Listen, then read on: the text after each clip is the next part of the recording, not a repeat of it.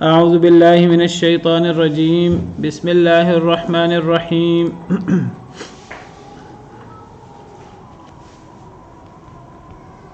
الذین استجابوا للہ والرسول من بعد ما اصابهم القرح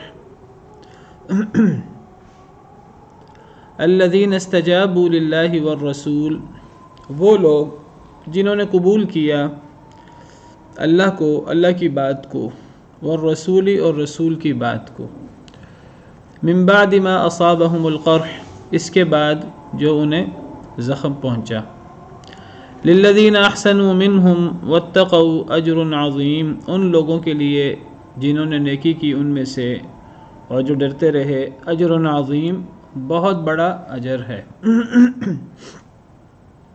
وہ لوگ جنہوں نے بات مان لی اللہ کی اور اللہ کے رسول کی، جنہوں نے قبول کیا اللہ اور اللہ کے رسول کے احکامات کو، اس کے بعد کہ انہیں زخم پہنچا۔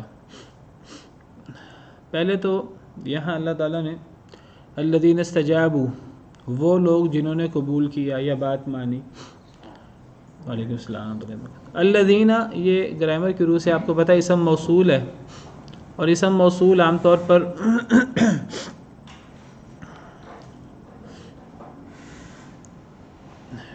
پیچھے کسی کی بات ہو رہی ہوتی ہے تو ان کی وضاحت کے لیے الذین کہہ کر اسم موصول کو لایا جاتا ہے، جس سے پچھلے جملے کی وضاحت ہو رہی ہوتی ہے۔ چونکہ پچھلی آیت کریمہ میں اللہ تعالیٰ نے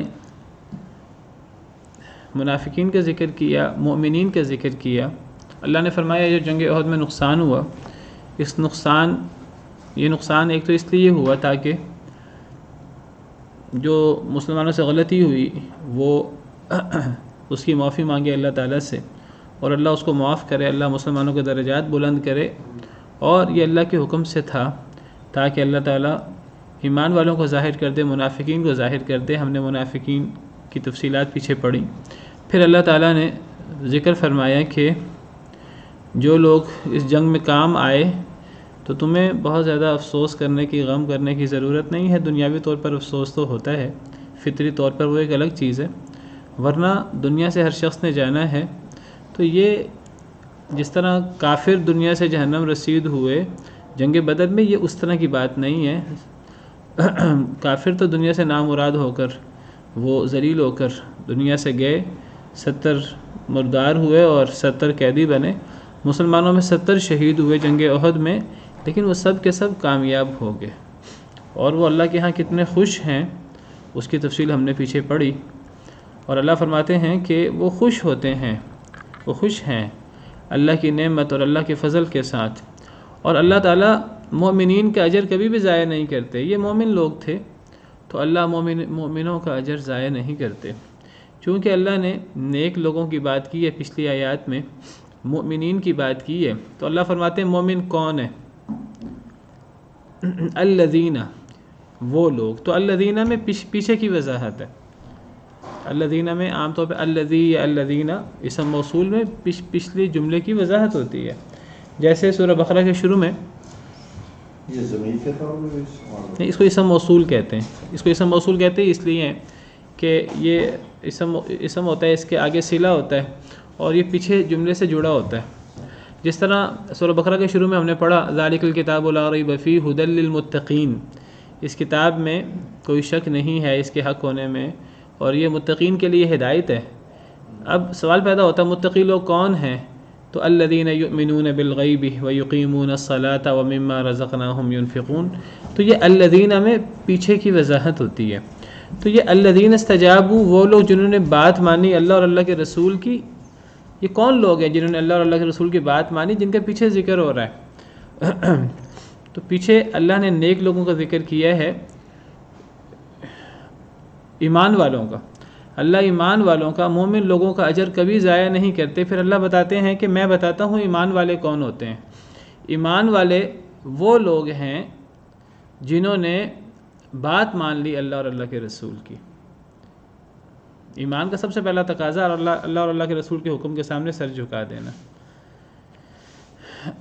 من بعد ما اصابهم القرح، اس کے بعد کہ جو انہیں زخم پہنچا۔ اگرچہ یہ آپ کو پتہ جنگ احد کے تناظر میں بات ہو رہی ہے، تو جنگ احد میں زخم پہنچا تھا مسلمانوں کو، لیکن زخم پہنچنے کے باوجود، نقصان ہونے کے باوجود انہوں نے اللہ اور اللہ کے رسول کی بات مانی۔ کیسے بات مانی؟ کہ میں پہلے ذکر کر چکا ہوں کہ مسلمانوں کا نقصان، پہلے تو فتح ہوئی، پھر وہ پیچھے سے درے سے حضرت خالد بن ولید وہ کافروں کو لے آئے، اور وہاں سے 40 لوگ تو مالی غنیمت اکٹھا کرنے چلے گئے تھے، 10 لوگ رہ گئے تھے، ان کو شہید کیا، پیچھے سے حملہ کیا مسلمانوں پر، باقی کافر بھی آگے، مسلمانوں کو کافی نقصان ہوا۔ یہ نقصان پہنچا کر کافر لوگ چلے گئے خوشی مناتے ہوئے۔ میں نے ذکر کیا آپ کے سامنے کئی مرتبہ کہ جنگ احد کو مسلمانوں کی شکست نہیں سمجھنا چاہیے۔ جنگ احد میں شکست نہیں ہوئی جیسے کچھ لوگ سمجھتے ہیں۔ جنگ احد میں نقصان ضرور ہوا مسلمانوں کا، شکست نہیں ہوئی۔ شکست اصل میں کہتے ہیں کہ جب اگلا بندہ بالکل ہتھیار ڈال دے، اگلا بندہ شکست قبول کر لے، بالکل ان کو ختم کر دیا جائے، تہہ تیگ کر دیا جائے، نیست و نابود کر دیا جائے۔ جنگ احد میں جنگ احد میں شکست نہیں ہوئی، نقصان ہوا ہے۔ جنگ احد میں شروع میں فتح ہوئی ہے مسلمانوں کو اللہ کے وعدوں کے مطابق، بعد میں نقصان ہوا ہے، اپنی غلطی کی وجہ سے، اللہ کا فیصلہ تھا، نقصان ہوا ہے۔ اس کے بعد کافروں نے نقصان کیا، نقصان کر کے وہ چلے گئے ہیں۔ وہ جب گئے ہیں واپس، تو مدینہ سے تقریباً 8 میل کے فاصلے پر ایک جگہ ہے حمراء الاسد، وہاں جا کر ان کو ذہن میں خیال آیا کہ ہم نے تو بڑا نقصان کیا مسلمانوں کا، لیکن ہم کام پورا کر کے نہیں آئے، ہمیں جا کر کام پورا کر کے آنا چاہیے۔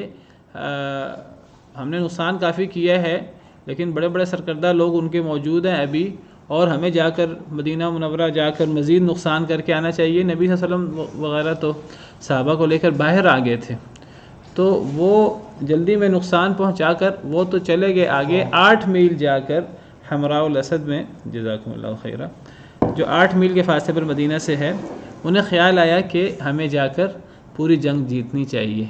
جب انہوں نے یہ ارادہ کیا، پیچھے سے اللہ نے کیا کیا، اللہ کے اپنے فیصلے، اللہ کے اپنے کام ہوتے ہیں، ہم جسے اتفاقات سمجھتے ہیں وہ اللہ کی اس میں حکمت بالغہ ہوتی ہے۔ پیچھے سے نبی کریم صلی اللہ علیہ وسلم نے مسلمانوں سے کہا کہ ہمیں ان کا پیچھا کرنا ہے۔ اب مسلمان بڑے حیران کہ ہمیں پیچھا کرنے کی اس وقت کیا ضرورت ہے، لیکن نبی صلی اللہ علیہ وسلم کا حکم تھا، تو مسلمان حالانکہ تکلیف میں تھے، زخم خوردہ تھے، بہت سارے عزیز شہید ہو چکے تھے، اب کتنے زخمی تھے، ان کو سنبھالیں کہ پیچھا کریں، بہت مشکل وقت تھا، لیکن ایسی حالت میں بھی مسلمانوں نے زخم کھانے کے باوجود اللہ اور اللہ کے رسول کی بات کو مانا۔ بہت بڑی بات ہے یہ، جس کی اللہ تعالیٰ تعریف فرما رہے ہیں۔ اللہ کہتے ہیں اصل مومن یہ ہوتا ہے۔ مومن، اللہ تعالیٰ کبھی مومنوں کا اجر ضائع نہیں کرتے۔ مومن کون ہوتا ہے؟ مومن وہ لوگ ہیں، وہ لوگ تھے جنگ احد والے، وہ مومن تھے اور ان جیسے مومن ہوا کرتے ہیں۔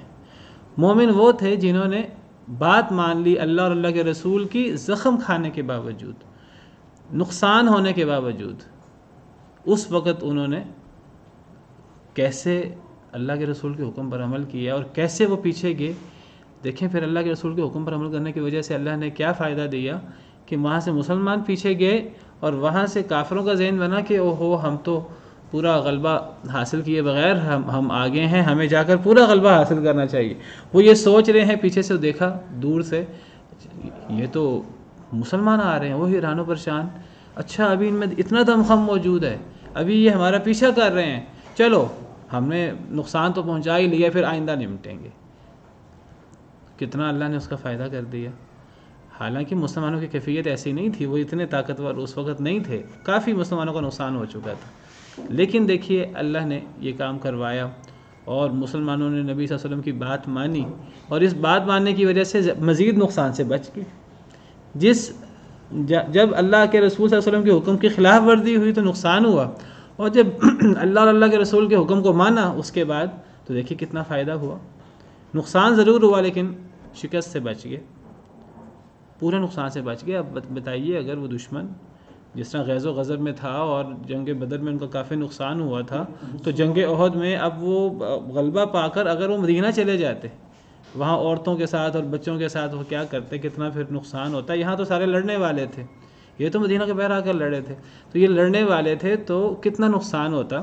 تو اللہ نے بہت تعریف فرمائی ہے مسلمانوں کے اس جذبے کی کہ اس تکلیف کے باوجود انہوں نے اللہ کے رسول صلی اللہ علیہ وسلم کے حکم کو مانا. تو فرمایا یہ ہوتے ہیں مومن، اور یہ مومنوں کا کردار ہے جو بعد والے مسلمانوں کو ہونا چاہیے. اور ایک آپ کا سوال میں 1 منٹ لیتا ہوں. شیعہ حضرات جو ہیں وہ کہتے ہیں چند لوگ جو ہیں وہ مسلمان رہے تھے، باقی سب منافق ہو گئے تھے.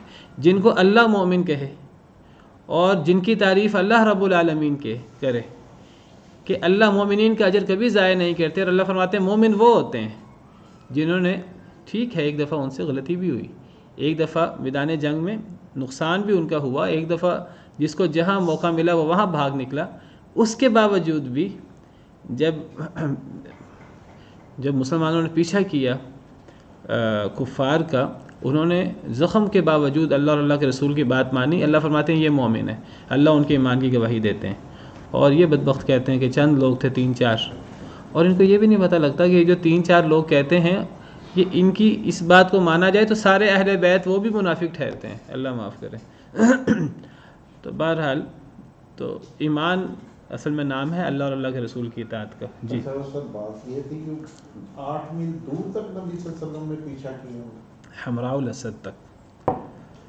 تو دیکھیے یعنی پیچھے زخمی، آپ سمجھیے کہ کیا کیفیت ہوتی ہے. ہم تو تصور نہیں کر سکتے کہ وہ شہید اور زخمی ابھی موجود ہیں اور پھر کافروں کا پیچھا ہو رہا ہے. تو اللہ فرماتے ہیں ان لوگوں کے لیے جنہوں نے نیکی کی ان میں سے اور ڈرے اللہ تعالیٰ سے، بہت بڑا اجر ہے. الذین قال لهم الناس ان الناس قد جمعوا لكم فاخشوهم فزادهم ایمانا. وہ لوگ مزید اللہ تعریف کر رہے ہیں مومنین کی. اللہ فرماتے ہیں کہ ٹھیک ہے غلطی ہوئی، لیکن اس کا مطلب یہ نہیں کہ بس وہ ایک ہی پہلو ہے غلطی والا، جبل رومات وہ بھی اجتہادی غلطی ہے. یہ جو پہلو ہیں اللہ اور اللہ کے رسول کے حکم پر عمل کرنے کے اور اللہ اور اللہ کے رسول کے وعدوں پر ایمان کس طرح تھا انہیں. الذین قال لهم الناس، وہ لوگ کہ کہا ان کے لیے لوگوں نے، ان الناس کہ بے شک لوگ، قد جمعوا لکم جمع ہو گئے ہیں تمہارے لیے، فخشوہم تم ان سے ڈر جاؤ، فزادہم ایمانا تو ان کا ایمان بڑھ گیا. وقالوا حسبنا اللہ ونعم الوکیل، اور انہوں نے کہا ہمیں اللہ کافی ہے اور وہ بہترین کارساز ہے. اللہ فرماتے ہیں کہ مومن کون ہوتے ہیں؟ مومن وہ لوگ ہوتے ہیں کہ جب انہیں لوگوں نے کہا کہ لوگ تمہارے لیے جمع ہو گئے ہیں. الذین سے مراد کون لوگ ہیں؟ پیچھے مومنین کا ذکر ہوا، مومن الذین و صحابہ، وہ لوگ. اللہ دوسری تعریف کر رہے ہیں. پہلی تعریف کہ انہوں نے اللہ اور اللہ کے رسول کی بات مانی زخم خوردہ ہونے کے باوجود. دوسری بات کہ وہ مومن لوگ جب کہا ان کے لیے لوگوں نے، یہاں لوگوں نے سے کون لوگ مراد ہیں؟ منافق قسم کے لوگ. ان لوگوں نے کہا ان الناس، ان الناس سے کون سے لوگ مراد ہیں؟ ان الناس قد جمعوا لکم، کہ کافر بہت زیادہ ہیں. اس الناس سے مراد کافر ہیں. الذین سے مراد مسلمان ہیں. قال لهم الناس سے مراد منافقین ہیں. اور ان الناس سے مراد کفار ہیں. کہ کافر کافی زیادہ آگے ہیں، تھوڑے نہیں ہیں. 3000 کافر تھے اور مسلمان 1000 تھے. ان میں منافقین بھی تھے. جب منافقین بہانہ بنا کر نکل گئے، ہماری بات نہیں مانی گئی، باقی 700 رہ گئے. اب 700 اور 3000 ایک، یعنی گویا کہ آپ سمجھیے کہ 5 گنا کا فرق ہے، 4 سے 5 گنا کا فرق ہے. تو اب ساتھ یہ بھی پروپیگنڈا کہ جی لوگ بہت ہیں، لوگ بہت ہیں. اللہ فرماتے ہیں کہ ایمان والوں کو مال و اسباب پر بھروسہ نہیں ہوتا، ان کا بھروسہ اللہ پر ہوتا ہے. تو لوگوں نے، منافقین نے کہا کہ لوگ بہت اکٹھے ہو گئے ہیں، ان سے بچ جاؤ، ڈر جاؤ، بچنے کی صورت بناؤ. تو جتنا یہ پروپیگنڈا ہوا اور افواہ پھیلی، فزادہم ایمانا، اتنا ان کا ایمان بڑھ گیا. کیسے ایمان بڑھ گیا؟ انہوں نے کہا اللہ نے ہم سے وعدہ کر رکھا ہے کہ مسلمانوں کو غلبہ ہوگا. یہ چھوٹی جماعت بڑی جماعت اس کی حیثیت نہیں ہے، اسباب کی حیثیت نہیں ہے، گنتی اور نفری کی حیثیت نہیں ہے. اصل تو اللہ کی مدد ہوتی ہے. کم من فئۃ قلیلۃ غلبت فئۃ کثیرۃ باذن اللہ. کتنی مرتبہ چھوٹی جماعتیں بڑی جماعتوں پر غالب آ جاتی ہیں اللہ کے حکم سے. واللہ مع الصابرین، اللہ صبر کرنے والوں کے ساتھ ہیں۔ تو جتنا انہیں ڈرایا گیا اتنا ان کا ایمان بڑھا، اللہ کے وعدوں پر انہیں ایمان تھا، نبی صلی اللہ علیہ وسلم کے وعدوں پر انہیں ایمان تھا۔ تو جتنا انہیں ڈرایا گیا کہ آپ کم ہیں وہ زیادہ ہیں، اتنا ان کا ایمان بڑھتا گیا، اور انہوں نے پھر عملاً بھی ان کا ایمان بڑھا، اور انہوں نے منہ سے بھی کہا حسبنا اللہ و نعم الوکیل، ہمیں اللہ کافی ہے اور اللہ بہترین کارساز ہے، اگر اللہ ہمارے ساتھ ہے تو ہمیں کوئی فکر نہیں۔ اور یہ حسبنا اللہ و نعم الوکیل ایسا جملہ ہے کہ یہ یعنی اس سے اللہ کی مدد حاصل ہوتی ہے، اور اسباب تھوڑے ہوں، وسائل نہ ہوں، لیکن انسان جب اللہ پر بھروسہ کرتا ہے تو پھر اللہ کی مدد ہوتی ہے، اور اللہ نے مدد کی تھی، وہ پھر مسلمانوں کی بعض اعمال کی وجہ سے، اور اللہ کی کچھ حکمتیں تھیں جس کی وجہ سے نقصان ہوا۔ تو یہ حسبنا اللہ و نعم الوکیل، اس کو حرز جاں بنا لینا چاہیے، اس کو کثرت سے پڑھنا چاہیے۔ نبی صلی اللہ علیہ وسلم کو اللہ تعالیٰ نے حکم دیا ہے سورہ توبہ میں کہ اے نبی صلی اللہ علیہ وسلم، جب بھی آپ کو احساس ہو کہ لوگ آپ کی بات نہیں مان رہے، لوگ آپ سے منہ موڑ رہے ہیں، لوگ توجہ نہیں کر رہے، جب بھی آپ کو احساس ہو فَإِن تَوَلَّوْا فَقُلْ حَسْبِيَ اللَّهُ لَا إِلَٰهَ إِلَّا هُوَ عَلَيْهِ تَوَكَّلْتُ وَهُوَ رَبُّ الْعَرْشِ الْعَظِيمِ۔ اگر لوگ پھر جائیں تو آپ کو کیا کہنا چاہیے؟ آگے سے آپ کو حسبی اللہ کہنا چاہیے، مجھے اللہ کافی ہے، لا الہ الا ہو، جس کے علاوہ کوئی معبود برحق نہیں، علیہ توکلت وہو رب العرش العظیم، میں اس پہ توکل کرتا ہوں اور وہ عرش عظیم کا رب ہے۔ تو یہ قرآن کریم میں اللہ تعالیٰ نے نبی صلی اللہ علیہ وسلم کو دعا سکھائی، اور یہاں اللہ نے فرمایا کہ دیکھو یہ مومن لوگ وہ ہوتے ہیں کہ جتنا انہیں ڈرایا جائے ان کو قلت و کثرت کا انہیں پرواہ نہیں ہے، ان کا اللہ پر اعتماد ہے، جتنا انہیں ڈرایا جاتا ہے اتنا ان کا ایمان بڑھتا ہے، اور وہ کہتے ہیں حسبنا اللہ و نعم الوکیل۔ اور یہ وہ ذکر ہے، یہ وہ عظیم کلمہ ہے۔ صحیح بخاری کی روایت میں جب سیدنا ابراہیم علیہ السلام کو آگ میں پھینکا گیا تو اس وقت ان کی زبان سے اس کلمے کا ورد جاری تھا، اور دیکھیں اللہ نے کیسے پھر جو ہے وہ آگ کو ٹھنڈا کر دیا ان کے لیے۔ جب کوئی بندہ کامل ایمان کے ساتھ اور کامل یقین کے ساتھ جب بندہ یہ الفاظ منہ سے نکالتا ہے تو اللہ کا عرش ہل جاتا ہے، آپ سمجھیے، پھر اللہ کی مدد جو ہے وہ شامل حال ہوتی ہے۔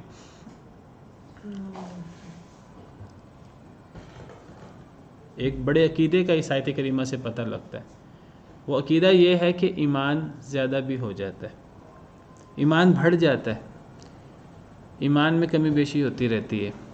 یہ اہل سنہ والجماعہ کا عقیدہ ہے جو کتاب و سنت کے بہت سارے دلائل سے ثابت ہے۔ کئی لوگ ایسے ہیں جو اہل سنہ والجماعت میں سے نہیں ہیں، وہ اس عقیدے کے منکر ہیں۔ وہ کہتے ہیں کہ ایمان ایک جیسا رہتا ہے، نہ ایمان میں کمی ہو سکتی ہے، نہ ایمان میں بیشی ہو سکتی ہے، نہ ایمان کم ہو سکتا ہے، نہ ایمان زیادہ ہو سکتا ہے۔ لیکن یہ بات کتاب و سنت کے صریح خلاف ہے۔ کتاب و سنت سے پتہ لگتا ہے کہ ایمان بڑھتا بھی ہے، ایمان کم بھی ہوتا ہے۔ مومنین کا ایمان کبھی بڑھ جاتا ہے، کبھی کم ہو جاتا ہے۔ اسی طرح جو کل بھی بات ہوئی تھی، شاید کل یا پرسوں، کہ اسی طرح جس طرح ایمان بڑھتا کم ہوتا ہے، کفر اور نفاق بھی بڑھتا اور کم ہوتا ہے۔ کل ہم نے پڑھا تھا ہم للکفر یومئذ اقرب منہم للایمان، منافقین کے بارے میں، کہ وہ اس وقت اس دن کفر کے زیادہ نزدیک تھے ایمان کے مقابلے میں۔ تو نفاق بھی بڑھتا ہے، کفر بھی بڑھتا ہے، ایمان بھی بڑھتا ہے، اور جب بڑھتا ہے تو کم بھی ہوتا ہے، ایک جیسی کیفیت میں نہیں رہتا۔ صحابہ کرام رضوان اللہ علیہم اجمعین نبی صلی اللہ علیہ وسلم سے سوال کرتے تھے کہ اے اللہ کے رسول، جب ہم آپ کی مجلس میں ہوتے ہیں تو ہمارا ایمان اتنا بڑا ہوتا ہے کہ آپ جنت کے بارے میں بتاتے ہیں، جہنم سے ڈراتے ہیں، ہمیں لگتا ہے جیسے جنت جہنم ہمارے آنکھوں کے سامنے ہے۔ اتنا ایمان بڑھ جاتا ہے، دنیا سے توجہ کم ہو جاتی، بالکل ختم ہو جاتی ہے، آنکھوں کے سامنے جنت جہنم ہوتی ہے۔ لیکن جب اپنے گھروں میں جاتے ہیں، گھروں میں اپنے دنیاوی مسائل کے اندر مبتلا ہوتے ہیں، معاش اور دیگر چیزیں، مشکلات، دنیا آزمائش کا گھر ہے، جب وہاں جاتے ہیں تو پھر اس وقت دنیا کی چیزیں سامنے آ جاتی ہیں، تو وہ کیفیت نہیں رہتی ایمان کی جو آپ کی مجلس میں ہوتی ہے۔ تو نبی صلی اللہ علیہ وسلم نے فرمایا کہ اگر تمہاری وہی کیفیت ایمان کی جو میری مجلس میں ہوتی ہے وہ اگر برقرار رہے گھر جا کر بھی، تو فرشتے تمہیں آ کر سلام نہ کریں پھر۔ تو آپ نے فرمایا کہ یہ صحابہ کرام نے آپ سے ذکر کیا کہ ہمارا ایمان آپ کی مجلس میں بڑھ جاتا ہے، اور جب واپس اپنے گھروں میں جاتے ہیں تو ہمارا ایمان اس میں فرق آ جاتا ہے۔ تو اللہ تعالیٰ یہاں یہی بات فرما رہے ہیں کہ ان کا ایمان بڑھ گیا، اور میں نے بتایا یہ بات قرآن و سنت سے بہت سارے دلائل سے ثابت ہے، اس آیت کریمہ میں بھی، اور سورہ انفال کے شروع میں دوسری آیت کریمہ میں اللہ تعالیٰ فرماتے ہیں انما المؤمنون الذین اذا ذکر اللہ وجلت قلوبہم واذا تلیت علیہم آیاتہ زادتہم ایمانا۔ مومن لوگ تو وہ ہیں جب اللہ کا ذکر کیا جائے تو ان کے دل دہل جاتے ہیں، وَإِذَا تُلِيَتْ عَلَيْهِمْ آيَاتُهُ جب ان کے اوپر اللہ کی آیتیں تلاوت کی جائیں زادتہم ایمانا تو ان کا ایمان بڑھ جاتا ہے۔ تو ایمان بڑھتا ہے۔ اللہ تعالیٰ نے قرآن کریم میں کئی مقامات پر اعمال جو ہم سر انجام دیتے ہیں، اللہ نے ان اعمال کو ایمان قرار دیا ہے۔ نماز کو دوسرے پارے کے شروع میں اللہ تعالیٰ نے نماز کو ایمان قرار دیا ہے، وَمَا كَانَ اللَّهُ لِيُضِيعَ إِيمَانَكُمْ، اللہ تمہارے ایمان کو ضائع نہیں کرے گا۔ اس سے مراد نمازیں ہیں، یعنی جب قبلہ چینج ہوا تو مسلمانوں کے دلوں میں ایک اشکال، ایک سوال پیدا ہوا کہ وہ نمازیں جو ہم نے بیت المقدس کی طرف منہ کر کے پڑھی ہیں ان کا کیا بنے گا؟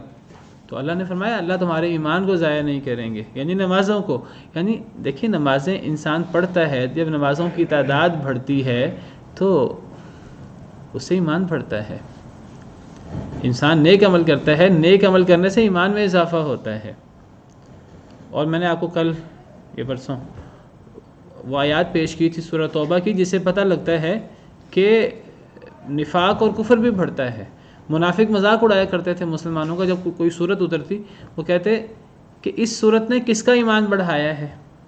وَإِذَا مَا أُنزِلَتْ سُورَةٌ فَمِنْهُمْ مَنْ يَقُولُ أَيُّكُمْ زَادَتْهُ هَٰذِهِ ایمانا، مذاق کرتے تھے، کہتے تھے اس صورت سے کس کا ایمان بڑھا ہے؟ تو اللہ فرماتے ہیں فَأَمَّا الَّذِينَ آمَنُوا فَزَادَتْهُمْ إِيمَانًا وَهُمْ يَسْتَبْشِرُونَ، ایمان والوں کا تو صورتیں اترنے سے، قرآن اترنے سے ایمان بڑھتا ہے۔ وَأَمَّا الَّذِينَ فِي قُلُوبِهِمْ مَرَضٌ، اور جن کے دلوں میں مرض ہے، مرض نفاق، فَزَادَتْهُمْ رِجْسًا إِلَىٰ رِجْسِهِمْ، تو یہ صورتیں ان کا ایمان بڑھانے کی بجائے ان کی نجاست بڑھا دیتی ہیں۔ اور یہ نجاست سے کیا مراد ہے؟ ان کی نفاق اور ان کے کفر کی نجاست جو ان کے ذہنوں میں ہے۔ تو اس سے پتہ لگتا ہے کہ ایمان بھی بڑھتا کم ہوتا ہے اور کفر و نفاق بھی بڑھتے اور کم ہوتے رہتے ہیں۔ اور یہ اہل سنت والجماعہ کا عقیدہ ہے۔ تو انسان کو ہر وقت اپنا ایمان بڑھانے کی کوشش کرنی چاہیے۔ ایمان کیسے بڑھتا ہے؟ دل کے اعمال سے بھی، اللہ پر توکل، انسان اللہ کے وعدوں پر ایمان لائے، علم الغیب پر ایمان لائے، اور اعمال سے انسان نیکیاں کرے۔ اس لیے ایمان کے ساتھ ہمیشہ عمل صالح کا ذکر ہوتا ہے۔ قرآن پڑھنے سے بہت ایمان بڑھتا ہے، ذکر سے ایمان بڑھتا ہے، نیک اعمال سے ایمان بڑھتا ہے، ایمان کم ہوتا ہے۔ امام بخاری رحمہ اللہ نے صحیح بخاری میں شروع میں کتاب الایمان ہے، تو وہاں امام بخاری کہتے ہیں کہ ہمارا اہل سنت والجماعہ کا عقیدہ ہے کہ الایمان یزید و ینقص۔ وہ کہتے ہیں کہ میں نے 1000 کے قریب اساتذہ سے علم حاصل کیا ہے، اور میرے سارے کے سارے اساتذہ، ان میں سے سب لوگ ایمان کو صرف قول نہیں قرار دیتے تھے، وہ قول اور عمل دونوں قرار دیتے تھے۔ ایمان قول اور عمل کا نام ہے، اور وہ کہتے ہیں میرے سارے کے سارے اساتذہ اس بات کے قائل تھے کہ الایمان یزید و ینقص، ایمان بڑھتا بھی ہے اور زیادہ بھی ہوتا ہے۔ میں نے صرف اہل سنت والجماعہ اساتذہ سے علم حاصل کیا ہے، میں نے گمراہ لوگوں سے علم حاصل نہیں کیا۔ تو اس سے ایمان بڑھتا ہے جب آپ یہاں آتے ہیں۔ بالکل، دیکھیے قرآن کے لحاظ میں ایمان بڑھے گا جب اللہ کی طرف سے جب سکونت اترے، جب فرشتے اتریں، جب رحمت اللہ کی ہمیں ڈھانپ لے، تو ایمان کیوں نہیں بڑھے گا؟ بالکل بڑھے گا۔ جنت جہنم پر ہمارا ایمان مضبوط ہوگا، اور اصل ایمان ان چیزوں کا نام ہے۔ دنیا کی طرف رغبت کم ہوتی ہے، پھر انسان گھر جاتا ہے، تو گھر جا کر جو ہے وہ انسان دنیا کی طرف اس کی توجہ ہو جاتی ہے۔ تو فرمایا فَانْقَلَبُوا بِنِعْمَةٍ مِّنَ اللَّهِ وَفَضْلٍ لَمْ يَمْسَسْهُمْ سُوءٌ وَاتَّبَعُوا رِضْوَانَ اللَّهِ، بس وہ لوٹے اللہ کی نعمت اور اللہ کے فضل کے ساتھ۔ لم يمسسهم سوء، نہیں چھوا انہیں کوئی برائی، کوئی نقصان نہیں انہیں ہوا۔ جب انہوں نے یہ کہا حسبنا اللہ ونعم الوکیل، جب انہوں نے اللہ پر ایمان کا اظہار کیا، تو پھر پہلے نقصان ہوا تھا، اب مزید نقصان کا اندیشہ تھا کہ اگر وہاں مڑ بھیڑ ہو جاتی تو اس لوٹے پھٹے حالت میں مزید نقصان ہونے کا اندیشہ تھا.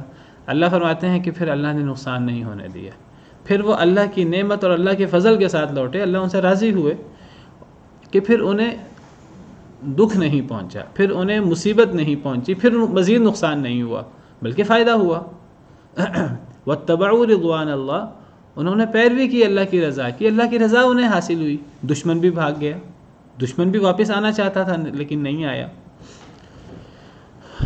دیکھیے نبی کریم صلی اللہ علیہ وسلم نے کئی موقعوں پر, آپ اللہ کے نبی بھی تھے اور وہی بھی آپ پر آتی رہتی تھی, کئی موقعوں پر آپ نے ایسے قدم اٹھائے ہیں آگے بڑھ کر کہ عام بندہ سوچ بھی نہیں سکتا تھا. جیسے جنگ تبوک کے موقع پر نبی صلی اللہ علیہ وسلم کی زندگی میں آپ کے روم سے اور فارس سے جنگ نہیں ہوئی. آپ نے روم اور فارس کو, ان کے بادشاہوں کو خط لکھے تھے, آپ کی جنگ نہیں ہوئی, لیکن آپ کو اپنی زندگی کے آخر میں 9 ہجری میں جنگ تبوک ہوئی ہے. آپ کو خبریں ملی کہ رومی لوگ جو ہیں نا وہ اسلام کی فتوحات دیکھ کر وہ غصے میں مبتلا ہو رہے ہیں اور کہتے ہیں ہم اسلام کو نیست و نابود کریں. آپ کو ایسی خبریں ملیں تبوک کی سائڈ پہ جہاں آج کل اردن وغیرہ کا بارڈر ہے. تو آپ نے صرف یہ خبریں نہیں سنی, آپ نے ان کے آنے کا انتظار نہیں کیا. آپ بہت مشکل وقت تھا, سخت گرمی تھی, اور اس دور میں تو سفر بھی پیدل یا گھوڑوں پر اور اونٹوں پر بڑا مشکل سفر ہوتا تھا. اور ایک تو شدید گرمی تھی, اور نمبر 2 یہ پھل وغیرہ سبزیاں وغیرہ کاٹنے کا موسم تھا. لیکن آپ اس وقت آپ لے کے نکلے مسلمانوں کو 30,000 صحابہ کرام کا لشکر جو ہے وہ مشکل گھڑی میں اللہ اور اللہ کے رسول کے حکم پر عمل کرتے ہوئے وہ نکلا. اور اس کے نکلنے کی ایک تو اللہ تعالیٰ نے آپ کو ویسے ہیبت دے رکھی تھی, ایک آپ کا معجزہ تھا کہ آپ نے فرمایا باقی نبیوں کے مقابلے میں اللہ نے جو مجھے دیا ہے, ان چیزوں میں سے ایک چیز یہ تھی نصرت بالرعب مسیرۃ شہر, 1 مہینے کی مسافت سے دشمن پر میرا رعب طاری ہو جاتا ہے. اور یہاں تو آپ اپنے گھر نہیں بیٹھے, آپ باقاعدہ تبوک کا سفر کر کے جو ہے تبوک کی طرف آپ نے سفر کیا ہے. مشکل سفر ہے, لمبا سفر ہے. آج شاید میرے خیال میں مدینہ سے تبوک کا فاصلہ شاید مجھے یاد پڑتا ہے 700 کلومیٹر کے قریب ہے.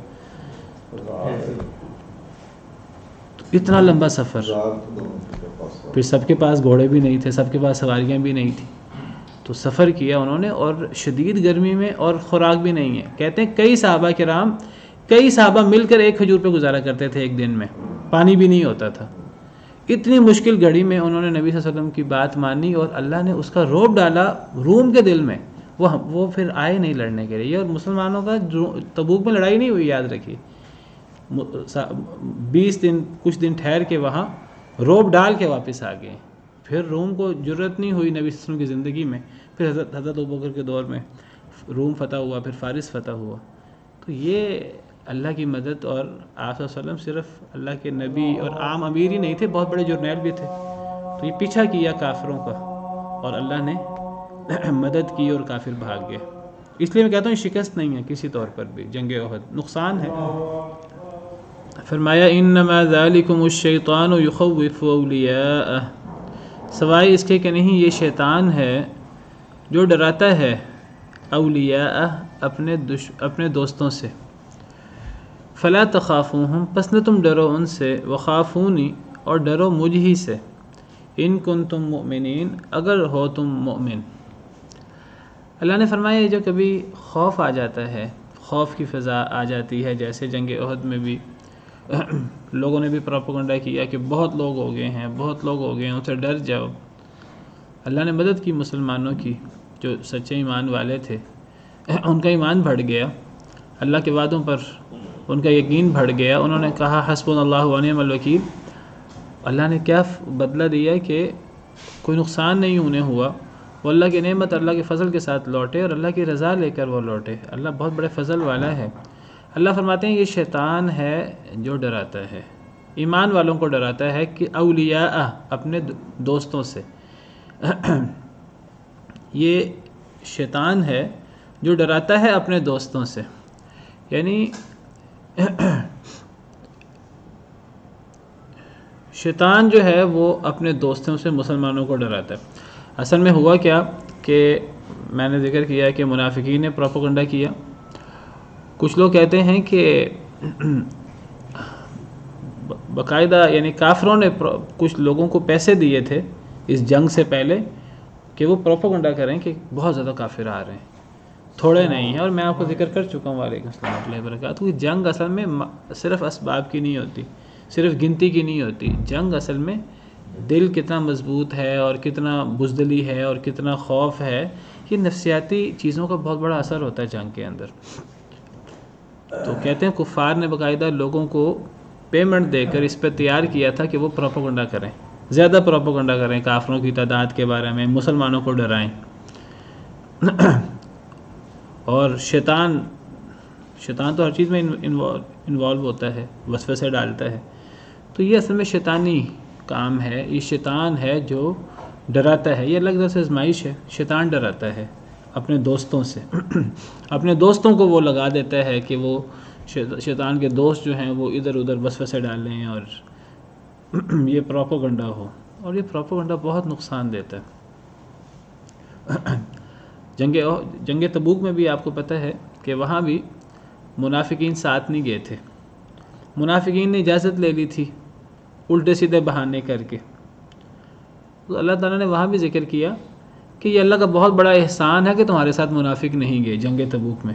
اللہ فرماتے ہیں اگر تمہارے ساتھ منافق جاتے تو وہ تمہارے ساتھ جا کر فائدہ کرنے کی بجائے نقصان کرتے. لو خرجوا فیکم ما زادوکم الا خبالا، سورۃ توبہ میں اگر وہ تمہارے ساتھ نکلتے تو تمہیں نقصان پہنچانے میں اضافہ کرتے. وَلَا أَوْضَعُوا خِلَالَكُمْ يَبْغُونَكُمُ الْفِتْنَةَ، تمہارے درمیان وہ افواہیں پھیلا دیتے، فتنہ پھیلا دیتے. وَفِيكُمْ سَمَّاعُونَ لَهُمْ، تم میں ان کے جاسوس بھی ہیں. تو بہرحال یہ جو اس قسم کے لوگ ہوتے ہیں جو خوف پھیلاتے ہیں تو یہ شیطانی کام ہے.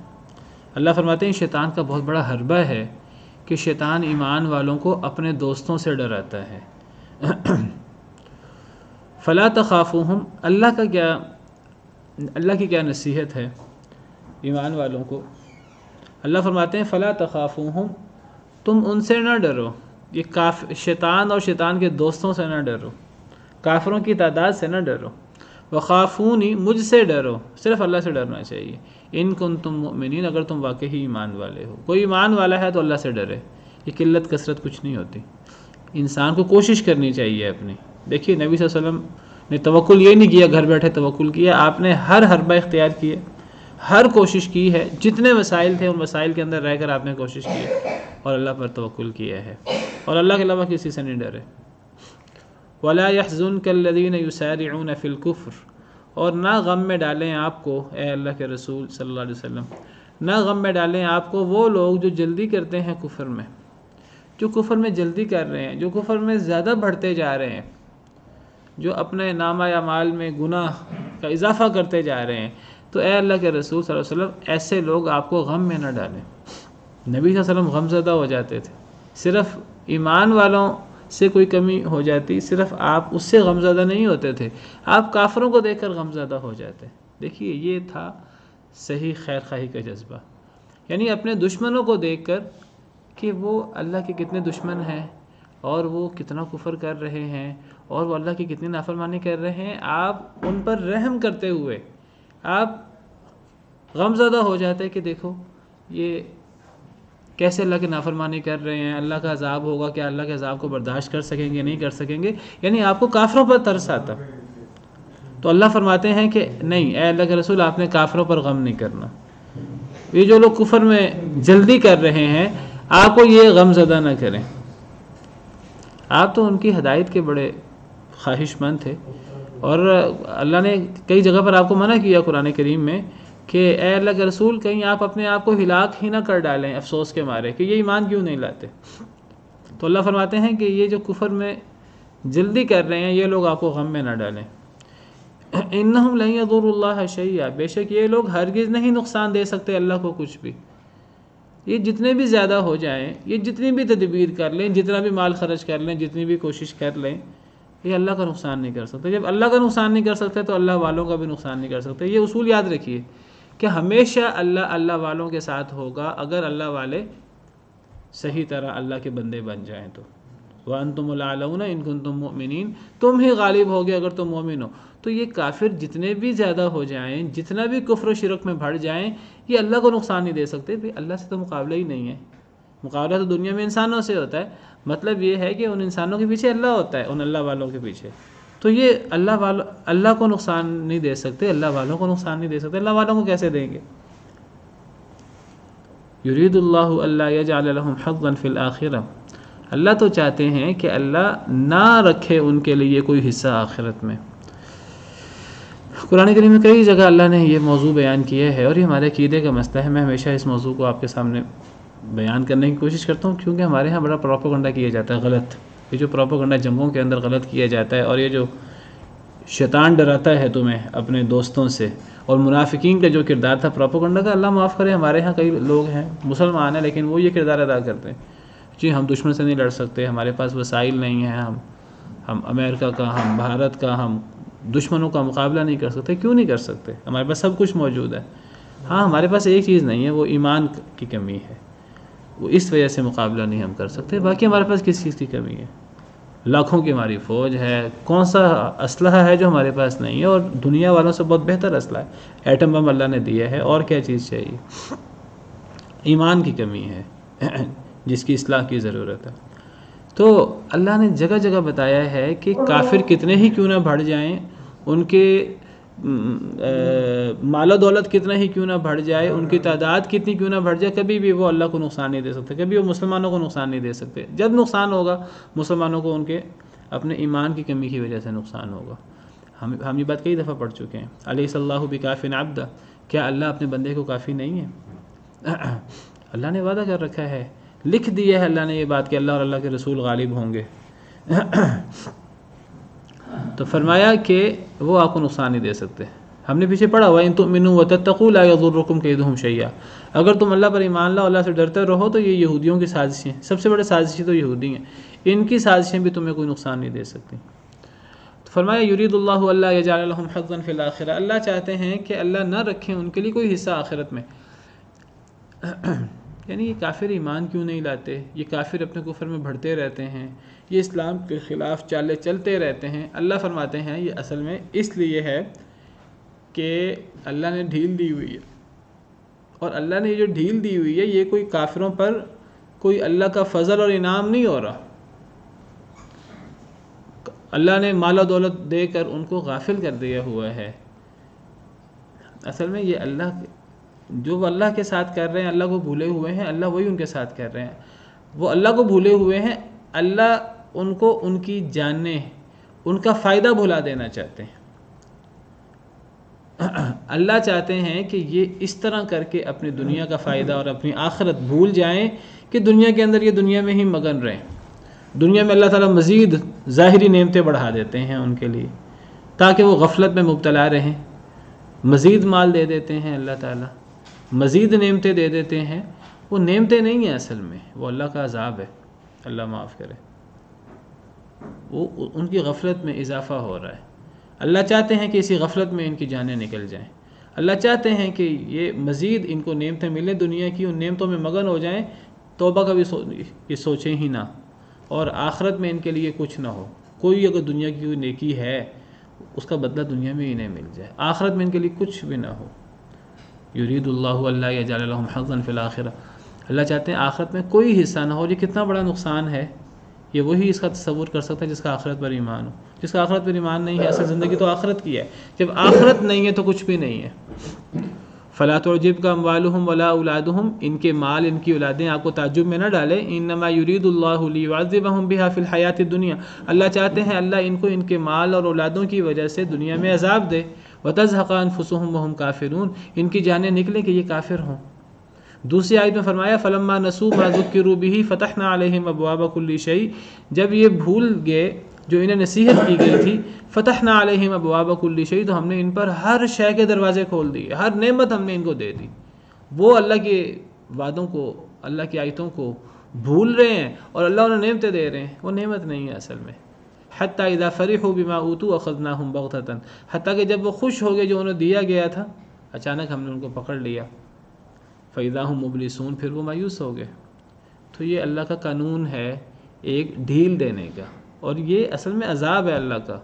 حدیث مبارکہ میں ہے کہ اگر تم دیکھو کہ اللہ کسی شخص کو اس کے اللہ کے نافرمانی، کفر و شرک کے باوجود اللہ نعمتیں کر رہے ہیں، تو وہ اللہ کی نعمتیں نہیں ہیں، وہ اللہ کا عذاب ہے۔ فَإِنَّمَا هُوَ استدراج، اس کو استدراج قرار دیا گیا، اور استدراج وہ عذاب ہوتا ہے جو آہستہ آہستہ آتا ہے۔